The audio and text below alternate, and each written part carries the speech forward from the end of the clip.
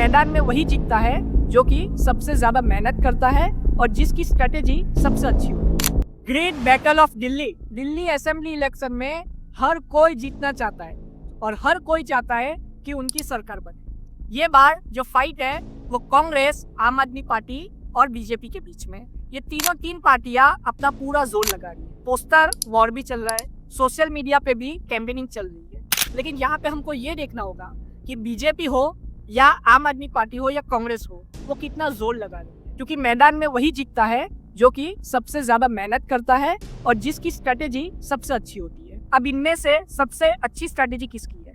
तो कभी कभी आपने देखा होगा जब जंग लड़ी जाती है उसमें मैदान में जिसके पास ज्यादा सेना होती है और जो वो जमीन का राजा होता है जो कि वहाँ पे लड़ रहा है वो मजबूत होता है। वैसा ही यहाँ पे मजबूत है केजरीवाल जी, लेकिन सामने है बीजेपी। बीजेपी सबसे बड़ी पार्टी है पूरे दुनिया की, मैं तो कहूँगा अब तो पूरे दुनिया की सबसे बड़ी पार्टी है बीजेपी। तो बीजेपी के पास भी कम ताकत नहीं है। वहीं पे आती है तीसरी पार्टी जो कि है कांग्रेस। कांग्रेस के पास ज्यादा चांसेस तो नहीं है जीतने के, लेकिन वो किसी को हरा तो सकती है। यही वजह है कि कांग्रेस ने अपने सारे कैंडिडेट उतार दिए और कांग्रेस दिल्ली में सिर्फ ये बताना चाहती है कि वो भी दिल्ली में मैदान में। कांग्रेस ये नहीं बताना चाहती हर बार की तरह कि उसने पैर पीछे खींच लिए। इसीलिए ये बार दिल्ली असेंबली इलेक्शन में कांग्रेस के बहुत बड़े बड़े नाम मैदान में, और कांग्रेस भी चाहती है कि जितनी भी सीटें हो वो असेंबली इलेक्शन में जीत सके।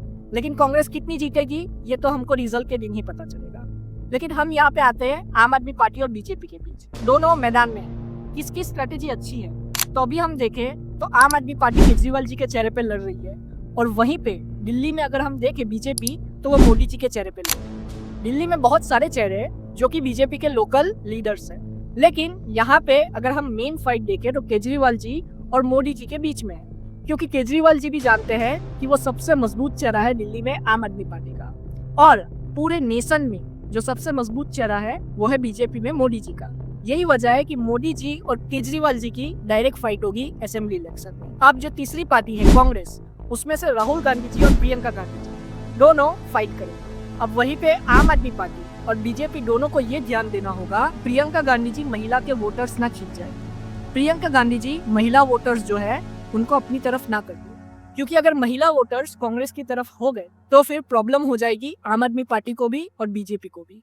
ये दोनों पार्टियां नहीं चाहती। फिर दलित, पिछड़ा वर्ग, ये जो मुद्दे कांग्रेस उठाती है पार्लियामेंट में, और इंडिया अलायंस ने जो लोकसभा चुनाव में ये मुद्दे उठाए थे, ये सारे जो मुद्दे हैं ये दलित और पिछड़ा वर्ग का जो वोट है वो कांग्रेस की तरफ ना कर दे, ये भी आम आदमी पार्टी और बीजेपी दोनों ध्यान रखेगी। अब यहाँ पे हमको ये देखना होगा कि फाइट जो है वो तो आम आदमी पार्टी और बीजेपी के बीच में है, लेकिन अगर हंग असेंबली लग गई, मतलब किसी भी पार्टी को मेजोरिटी नहीं मिली, तो कांग्रेस आम आदमी पार्टी का सपोर्ट करेगी। इसीलिए बीजेपी चाहेगी कि वो मेजोरिटी ला पाए, लेकिन बीजेपी के लिए मेजोरिटी लाना इतना आसान नहीं है।